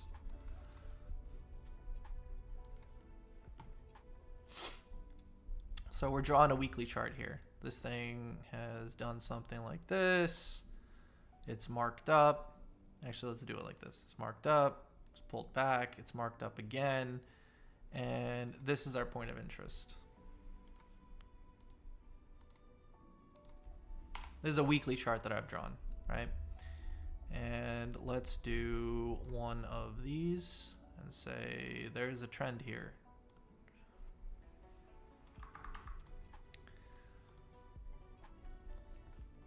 Now, let's do one of these.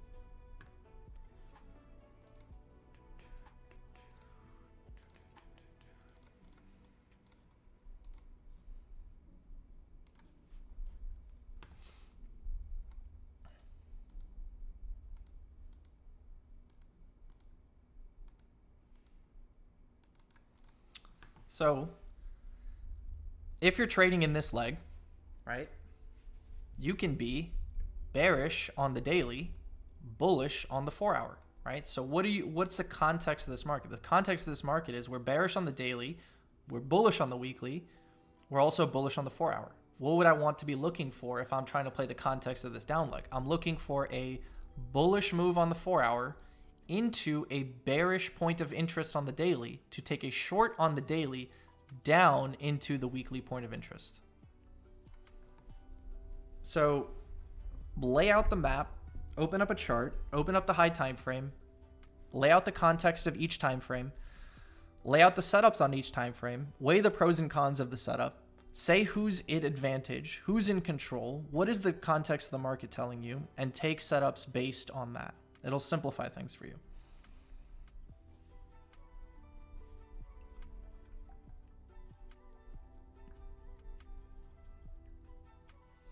Can we extract some data from looking at the order book on an exchange, buy, sell orders? Yeah, passive liquidity is a big part of the equation of order flow trading. The thing you need to understand about passive orders, they're an advertisement, they're not a guarantee, right? Someone can, just like me and you, can say, I want to buy 5 Bitcoin at 105K, and then when price gets to 105.4K, you just go, yeah, fuck that, I don't want to buy this, and you just pull the order, right? A lot of people do that. They place advertisements in books, and they don't actually get filled. What's important is when a lot of people are looking to get filled in a certain location, they're not pulling those orders, they're desperate to buy, and those orders start actually chasing because they don't fill. That is strength, right? So basically price is coming down, the book is stacked, price starts doing this, and people start canceling these orders and placing them here, and they're chasing. This is strength. This is an advantage that you could use watching order book data.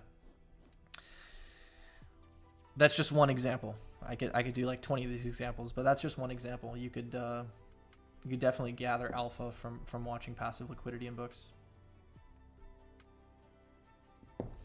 Okay, let's move over. Let me log into telemetry.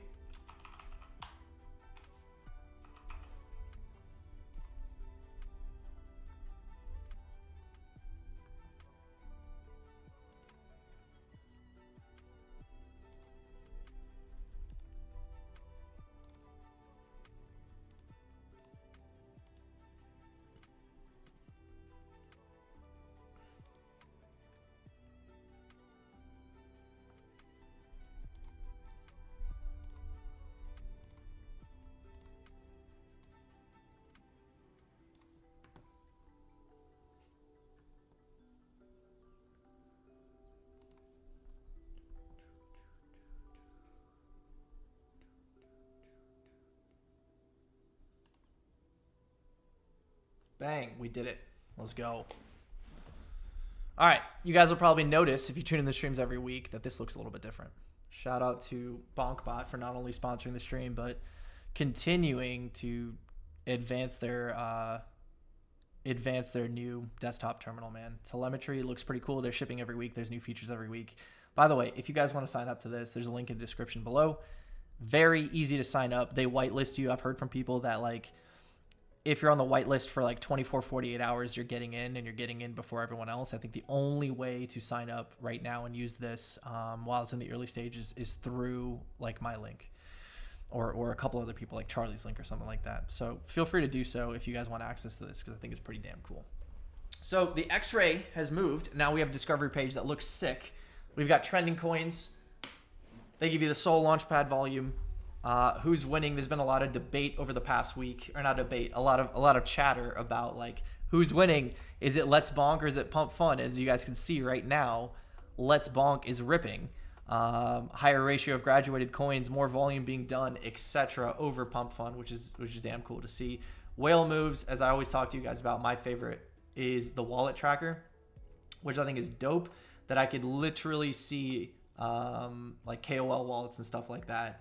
And the trades that they're putting through, right? So live trades, it tells you the name of the person.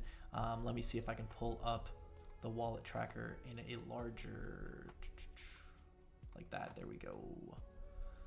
See what coins people are buying, how much they're buying. Let's see what the activity is. You guys see anything trending? Xeon? A lot of people buying Xeon. Circle. All right, I see a lot of activity here. Let's just pull this up. This is brand new. 80K, 100K. Do we just launch this? Holy shit.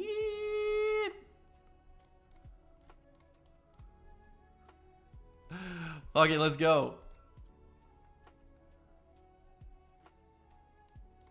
Let's join in on the fun. Let's see if we can make some money.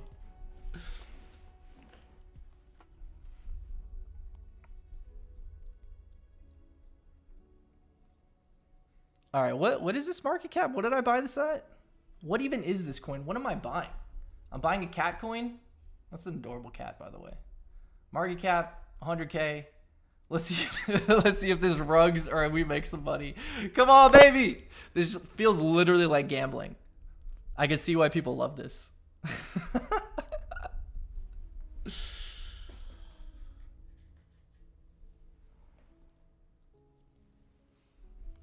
All right, let's see what chat's saying while this is going.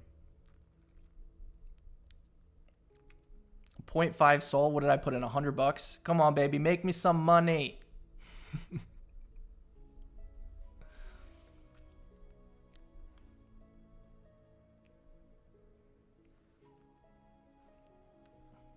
We're doing it.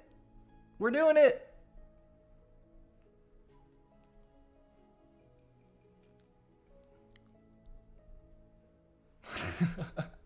You're more excited than me. Hey, I never do this. I think this is the lowest cap coin I've bought in my career. I've never bought a coin at 100K market cap in my life. Yo, what happened? What happened? No! Don't let me lose my 0.5 Sol.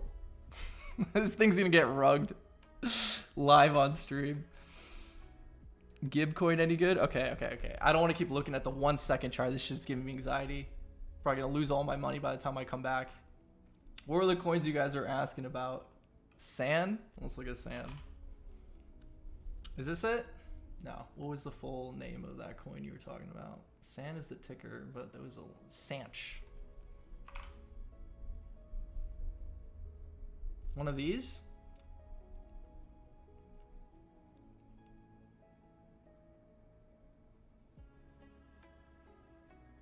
I don't know which one it is. Let's do this one. That's definitely not it. Apu's a ticker that I know. Apu's a ticker that I know and I used to love. Let's look at Apu for fun's sake.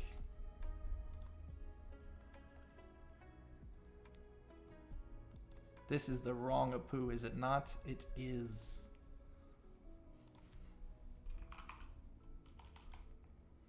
Oh, because Apu's not on Sol, dude. I can't look at Apu here. I have to look at it over here. Hold up. Where's my coin? Did I lose all my money yet, chat? I did. Wait. Did I buy the wrong one? Did I buy the right one? I think I bought the right one. This is where all the activity is. Okay, let's look at Apu on TradingView. We'll come back to this in a minute. Where's Brave? Boom.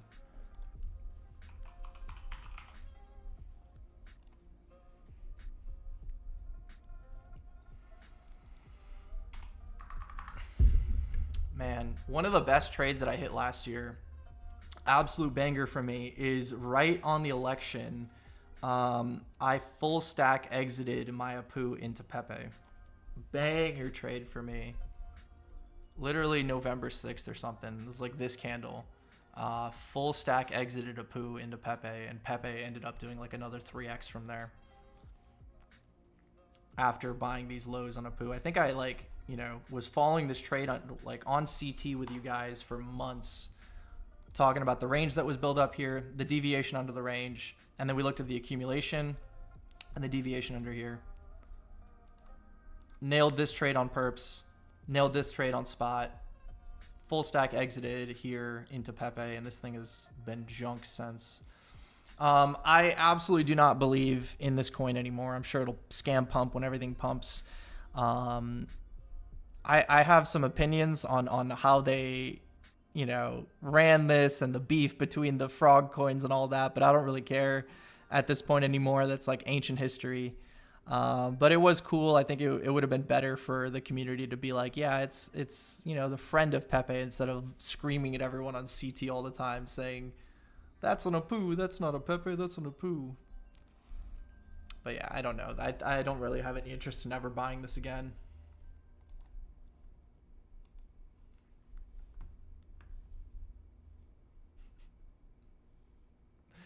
You're more excited than me. Hey man, it's a casino. Check circle. I think that's a low cap, right? Someone actually hit me up to buy this. Maybe I should have bought that instead with my $100. Just a circle. Oh my.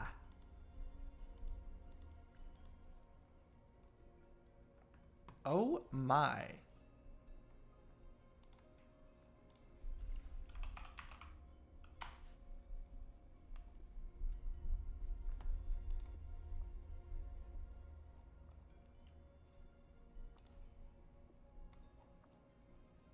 Wow. Crazy, dude. Shout out to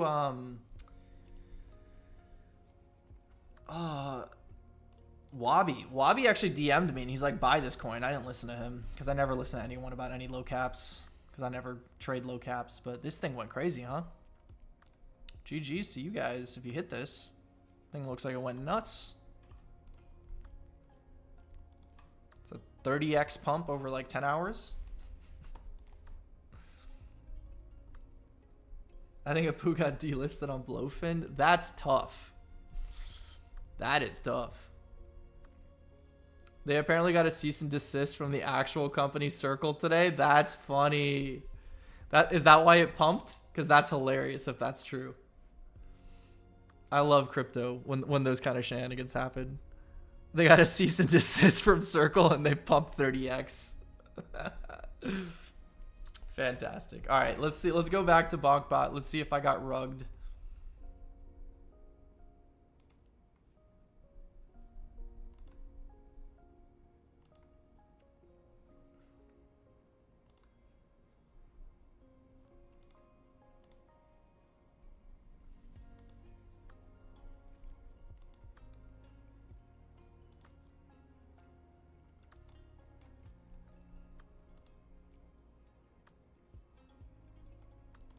Not rugged, but certainly. Oh, I didn't even put this on.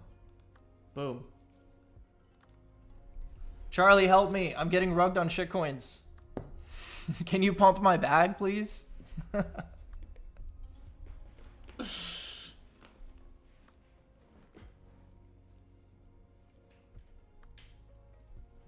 That was fun though. I aped in the first thing that I saw over here with zero thought process. I assume... See, this is why I don't trade low caps. I have zero edge in this stuff, and I let Charlie handle it because he knows what he's doing when it comes to this. I go on here, and I'm like, everyone's buying the coin. Buy the coin. You'll ape with your 10 sol, bro. That's gonna pump the coin like 4x. Please do that. Give me an exit. Be my exit liquidity.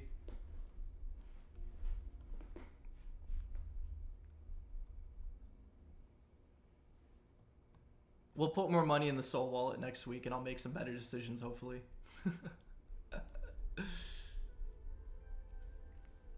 I'll be right back. Let me grab a sip of water.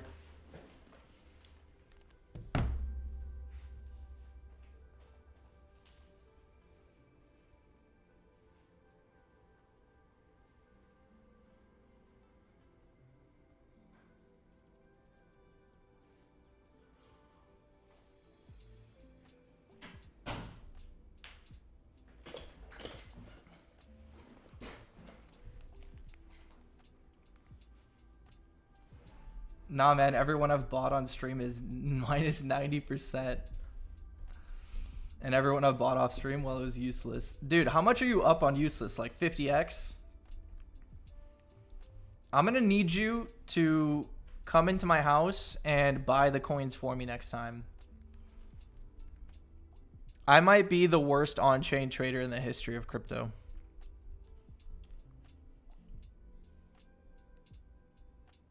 I watched someone turn $1,300 into $40 at the BonkPod terminal once. Was it Charlie? Please tell me it was Charlie. Tell me it was Charlie.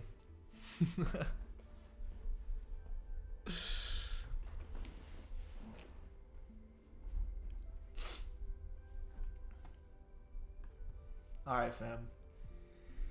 Any final questions, throw them my way. Otherwise, I think that was a pretty solid stream. We went for 2 hours. You guys came hot with the good questions today. I always enjoy that. Anytime people have like really good questions, it makes the stream much more entertaining for me.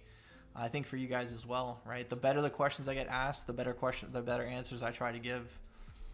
The more people just ask for opinions on their meme coins or whatever, I think the less interesting for everyone that is. Bitcoin plans were marked out. We're hoping to see a good reaction at 106. If 106 fails and the daily trend fails, I'm going to assume it's going to come all the way back down to 102.5, full rotation all the way back down to value area low. If this fails, 102. I think full reversion back to value area low.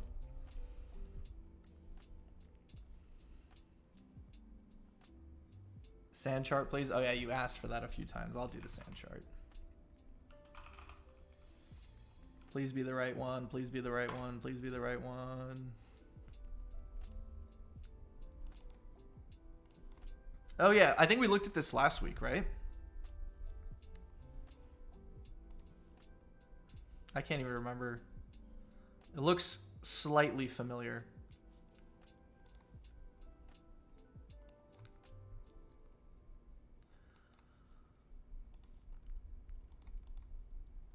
All right. Anytime I look at, this is range breakout trading 101. Anytime I look for consolidation breakouts, I hate perfect retests. Now, because I don't trade low caps, the caveat I will say is with low cap coins, simple support resistance works a lot better than with highly liquid coins that are listed on centralized exchanges, because on those, perfect retests are often a sign of weakness and an incoming lower high. I don't have enough data to support whether or not that's true on low caps as well, but I assume that because of the participants that trade lower cap coins versus the ones that trade highly liquid coins, that something like a perfect retest would be much more plus EV on lower caps. So what I will say is, if this was Bitcoin or anything else like that, if I see a breakout, a consolidation, a high delta move, I'm looking for shallow retraces and trend continuation.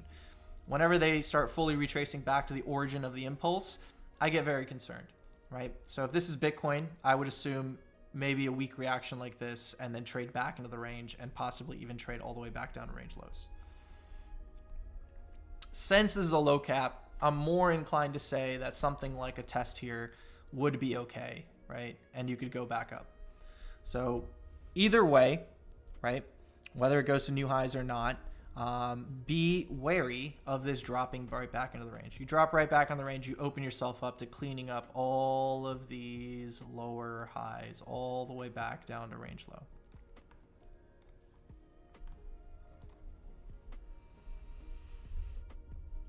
You ape the top, you're only up 12x. I mean, nothing to scoff at. I think 12x is pretty damn nice. We did, yeah. You said it puzzled you at the time. I mean, yeah. I think that's pretty clear. I think it's a lot more clear of a game plan this week versus last week. Last week on Monday, we're probably ready to break out, right? Somewhere in here. Yeah, I probably gave you. If we're right here, I probably said the same thing of like, I don't like this grind up, but then again, you can play within the context of the grind up and just look for another set of higher lows. It looked like it gave you the breakout. Assuming you're already in this coin, you're probably hefty in profits. Just be wary of this dropping back below 8, because if it does so, I think there's a big chance of it unwinding all the way back to 4. So pay attention to that. What's your plan if we don't hold if we hold and don't return to the red circle? Oh, I got you. For Bitcoin, I was reading that opposite. If we start rounding off and showing momentum loss in this location, I think there's an opportunity to trade back up 100%. Those triggers are going to happen on low time frames, so you can look for simple things like trend flips to guide you. So let's see, I think the 30-minute trend has been the most impactful trend over the past like 48 hours. So what do you need to see? You need to see momentum loss here. You need to see the drives getting weaker while the volume's getting heavier. You need to see a trend flip of the 30-minute trend. This ends up being kind of like a round bottom in this location. Then you can start aiming for highs again. But the way that I look at this right now, this looks pretty heavy. There's been multiple tests in this location right now. It's kind of a coin flip whether bears punish early position longs. I'm sure a lot of people longed this morning off that retest of this consolidation. If those longs get pressured, they're probably going to aid to the bleed and help us get back down to here. If we don't, then yes, you're going to see the momentum loss pattern, which will open us up for probably tomorrow morning around New York Open session, that maybe we get, like we said, a rounded bottom. New York Open session opens, you get a sharp drop off New York Open. That ends up being your long. You play the reversion back up higher. So yeah, TLDR, backup plans are stick to intraday trading. Swing trades are reserved for much lower prices. All right, fam, that's going to do it for the stream. I appreciate you guys for hanging out. Once again, shout out to Telemetry and BonkBot for sponsoring the stream. Definitely sign up and get whitelisted. Like I said, there's a link in description box below. Sign up to that. If you want to check me out at Paragon, feel free to do so. I will be there and try to help you as much as I can. If not, I'll see you guys same time next week. Hope you guys have a good week. Learn something, journal something. Stay active. Don't let the summer boredom get to you. Opportunity presents itself in the best ways during boredom. If there's one lesson you're going to take away from today's stream, remember that. Anyways, see you guys later. Hope you guys have a good one. Peace out.